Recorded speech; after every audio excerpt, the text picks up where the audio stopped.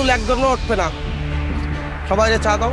আমার বয়সে আমি জীবন হায়াতে আমি এই আগুন দিয়ে উনি মানুষের সাহায্য সহযোগিতা করতেছে, ক্যান্সারের রোগীদের চিকিৎসা করাচ্ছে। আমি চাই না যে একটা ছেলে এই পৃথিবী থেকে চলে যাক।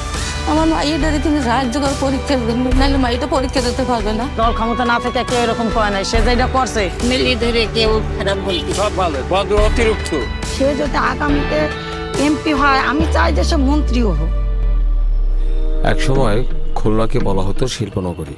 মূলত এই অঞ্চলটি গড়ে ওঠে খালিশপুর, দৌলতপুর, ফুলবাড়ি গেটের বিস্তর জায়গা জুড়ে। ৮০ দশকের পূর্ববর্তী সময়ে পাট শিল্পের অবদানে এই অঞ্চলটি ছিল অর্থনৈতিক স্বনির্ভর অঞ্চল। পরবর্তী সময়ে ধীরে ধীরে জুটমিলগুলো ক্রমান্বয়ে বন্ধ হওয়ার কারণে এই অঞ্চলগুলোর মানুষের বৃহৎ একটি অংশ কর্মহীন হয়ে পড়ে।